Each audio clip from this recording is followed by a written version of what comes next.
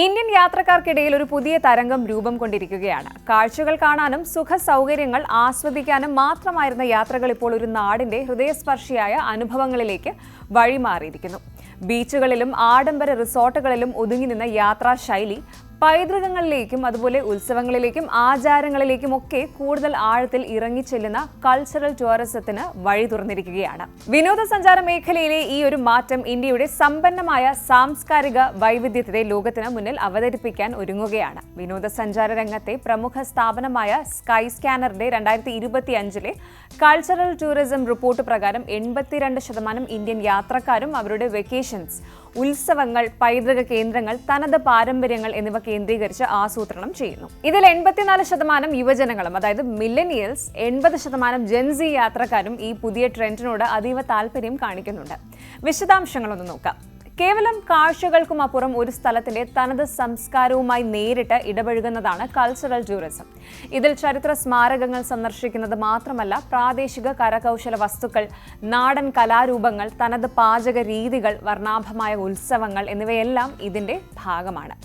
ഒരു ജനതയുടെ ജീവിത രീതി, വിശ്വാസങ്ങൾ, ആചാരങ്ങൾ എന്നിവ അടുത്തറിയാനുള്ള അവസരം ഇത് നൽകുന്നു. ഉദാഹരണത്തിന്, വാരണാസിയിലെ ഗംഗ ആരതിയിൽ പങ്കെടുക്കുക, രാജസ്ഥാനിലെ ഫോക്ക് ഡാൻസ് ആസ്വദിക്കുക, അല്ലെങ്കിൽ കേരളത്തിലെ തെയ്യം കാണുക. ഇതെല്ലാം സാംസ്കാരിക ടൂറിസത്തിന്റെ ഭാഗമാണ്.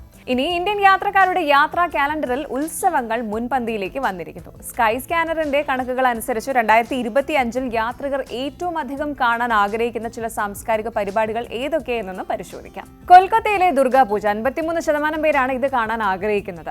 ബംഗാളികളുടെ ജീവിതത്തിന്റെ ഭാഗമായ ദുർഗാപൂജ കേവലം ഒരു ആരാധന മാത്രമല്ല. മഹിഷാസുരനുമേൽ ദുർഗാദേവി നടത്തിയ വിജയത്തെ അനുസ്മരിപ്പിക്കുന്ന ഈ ഒരു ഉത്സവം 10 ദിവസങ്ങൾ നീണ്ടു നിൽക്കുന്ന കലാ സാംസ്കാരിക ആഘോഷമാണ്. കൊൽക്കത്തയിലെ പന്തലുകളും വർണ്ണാഭമായ പ്രതിമകളും അതുപോലെ രാത്രിയെ പകലാക്കുന്ന ലൈറ്റ് ഷോസിന്റെ വിസ്മയങ്ങളും പരമ്പരാഗതമായ ഭോജന വിഭവങ്ങളും യാത്രികർക്ക് മറക്കാനാകാത്ത അനുഭവമാണ് നൽകുന്നത്. യുനെസ്കോയുടെ പൈതൃക പട്ടികയിൽ ഉൾപ്പെട്ട ദുർഗാപൂജ കാണാൻ ലക്ഷക്കണക്കിന് ആളുകളാണ് ഓരോ വർഷവും കൊൽക്കത്തയിലേക്ക് എത്തുന്നത്. ഇനി ലത്മാർ ഹോളി ബർസാന 51% പേർക്കാണ് ഇത് കാണാൻ ആഗ്രഹമുള്ളത്. നിറങ്ങളുടെ ഉത്സവമായ ഹോളിക്ക് ഉത്തർപ്രദേശിലെ ബർസാനയിൽ ഒരു വ്യത്യസ്ത മുഖമുണ്ട്. ഹോളി ഓഫ് സ്റ്റിക്സ്, വടി കൊണ്ടുള്ള ഹോളി എന്നറിയപ്പെടുന്ന ലത്മാർ ഹോളി സ്ത്രീകളും പുരുഷന്മാരും പരസ്പരം വടികൾ ഉപയോഗിച്ച് അടിക്കുന്ന ഒരു രസകരമായ ആചാരമാണ്. രാധയും കൃഷ്ണനും അവരുടെ കൂട്ടുകാരുമായി ബന്ധപ്പെട്ട ഒരു ഐതിഹ്യമാണ് ഈ ഒരു ആഘോഷത്തിന് പിന്നിലുള്ളത്. കാണികളെ ചിരിപ്പിക്കുകയും ആകർഷിപ്പിക്കുകയും ചെയ്യുന്ന ഈ ഉത്സവം സാഹസികതയും ആധികാരികതയും തേടുന്നവർക്ക് ഒരു പുതിയ അനുഭവമാണ് നൽകുന്നത്. ഇനി നമ്മുടെ കേരളത്തിന്റെ സ്വന്തം ഓണമാണ്. 35% പേരാണ് ഇത് കാണാൻ ആഗ്രഹിക്കുന്നത്. ലോകമെമ്പാടുമുള്ള മലയാളികളുടെ വിളവെടുപ്പ് ഉത്സവമാണ് ഓണം. കേരളത്തിന്റെ സമ്പന്നമായ പൈതൃകവും ഐതിഹ്യങ്ങളും വിളിച്ചോതുന്ന ഈ ഒരു ഉത്സവം മഹാബലി തമ്പുരാനെ വരവേൽക്കാൻ വേണ്ടിയുള്ളതാണ്. പൂക്കളം, ഓണസദ്യ, പുലികളി, വള്ളംകളി, കൈകൊട്ടിക്കളി തുടങ്ങിയ തനത് കലാരൂപങ്ങളും ആചാരങ്ങളും യാത്രികർക്ക് ഒരുപാട് ഇഷ്ടമാണ്. കേരളത്തിന്റെ ഗ്രാമീണ സൗന്ദര്യവും ആതിഥ്യ മര്യാദയും ഓണാഘോഷങ്ങളിലൂടെ നേരിട്ട് അറിയാനും സാധിക്കും. ഈ ഉത്സവങ്ങൾ കൂടാതെ ആത്മീയ കേന്ദ്രമായ വാരണാസിയെ തേടിയുള്ള യാത്രകളുടെ എണ്ണവും 2025 76% വർദ്ധിച്ചിട്ടുണ്ട്. ഗംഗാനദിയിലെ പുണ്യസ്നാനം, പുരാതനമായ ഘാട്ടുകൾ, സന്ധ്യാസമയത്തെ ആരതി എന്നിവ കാണാനും അനുഭവിക്കാനും യാത്രികർക്ക് താല്പര്യമേറുന്നുണ്ട്. ഇനി എന്തുകൊണ്ട് സാംസ്കാരിക ടൂറിസം അഥവാ കൾച്ചറൽ ടൂറിസം? സാംസ്കാരിക ടൂറിസം ഒരു താൽക്കാലിക ട്രെൻഡല്ല, മറിച്ച് ഇന്ത്യയുടെ വിനോദസഞ്ചാര മേഖലയുടെ ഭാവി എന്ന് തന്നെ പറയാം. ഇത് സുസ്ഥിരമായ അവസരങ്ങൾ സൃഷ്ടിക്കുന്നുണ്ട്, പ്രാദേശിക സമൂഹത്തിന് പ്രയോജനമുണ്ടാക്കുന്നു. പരമ്പരാഗത കരകൗശല വിദഗ്ധർ, കലാകാരന്മാർ, പ്രാദേശിക സംരംഭകർ എന്നിവർക്ക് ഇത് വരുമാനം നൽകുന്നു എന്നുറപ്പാണ്. ചെറിയ പട്ടണങ്ങളിലേക്കും ഗ്രാമങ്ങളിലേക്കും ടൂറിസം വ്യാപിക്കുന്നതിലൂടെ സാമ്പത്തിക വികസനം സാധ്യമാകുന്നു. ഇനി പാരമ്പര്യങ്ങളുടെ സംരക്ഷണമാണ്.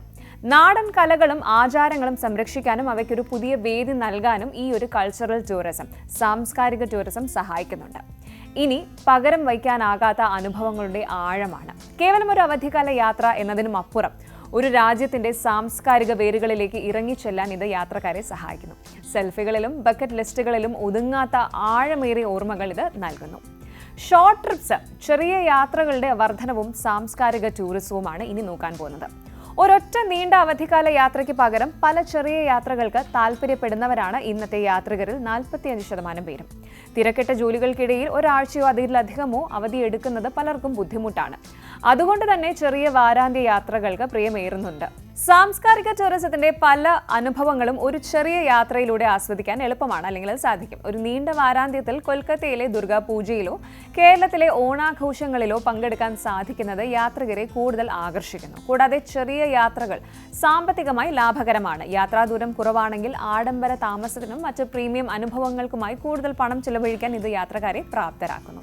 മൊത്തത്തിൽ ഇന്ത്യയിലെ യാത്രാശീലങ്ങൾ വിനോദത്തിൽ നിന്ന് അറിവിലേക്കും അനുഭവങ്ങളിലേക്കും മാറിക്കൊണ്ടിരിക്കുകയാണ്. ഒരു നാടിന്റെ ഹൃദയമിടിപ്പ് അറിയാൻ ആഗ്രഹിക്കുന്ന ഓരോ യാത്രികനും ഈ പുതിയ ട്രെൻഡ് പുതിയ സാധ്യതകൾ തുറന്നു നൽകുകയാണ്.